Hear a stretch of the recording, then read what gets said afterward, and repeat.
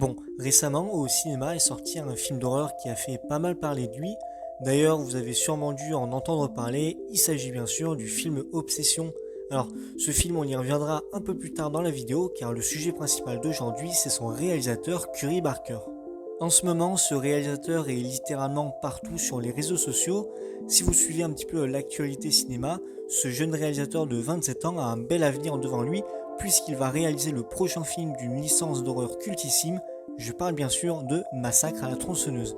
Il y a même des rumeurs comme quoi il pourrait réaliser un jour un nouveau film Nightmare on Elm Street. C'est pourquoi Curry Barker est un réalisateur talentueux à surveiller de très près dans les prochaines années à venir. Aujourd'hui, nous allons donc revenir sur sa carrière professionnelle et s'intéresser à sa filmographie mais également à ses futurs projets.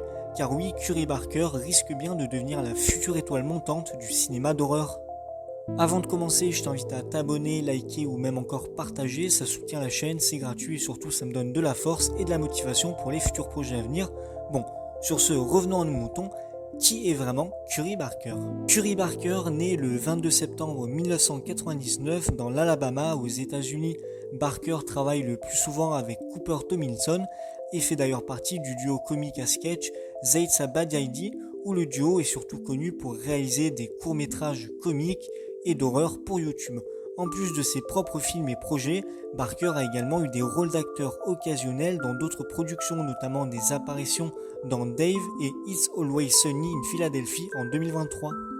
En 2024, Barker réalise son premier film, le film d'horreur en found footage Milk and Cereal, qui devient rapidement un phénomène viral, ce qui lui permet d'ailleurs de signer un contrat avec l'agence United Talent Agency en 2025. La même année, il réalise le film d'horreur Obsession, présenté dans la section Festival Midnight Madness du Festival international du film de Toronto 2025 le 5 septembre 2025, et le film est carrément finaliste du prix du public Midnight Madness. 2 jours plus tard, Focus Features entame des négociations exclusives pour acquérir les droits de distribution du film dans le monde entier. Pour plus de 15 millions de dollars, l'accord a été conclu en octobre 2025 et en décembre 2025, il est révélé que Jason Blum et Blumhouse Productions ont rejoint le projet.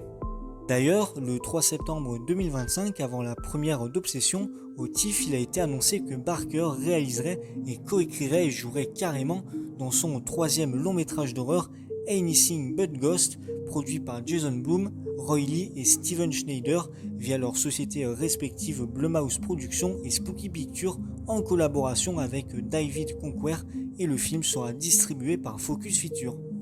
Le 21 avril 2026, date extrêmement importante pour les fans de l'horreur, puisqu'il a été annoncé que Barker écrirait et réaliserait une réinterprétation de Massacre à la tronçonneuse, le 10e volet de la franchise Massacre à la tronçonneuse pour A24.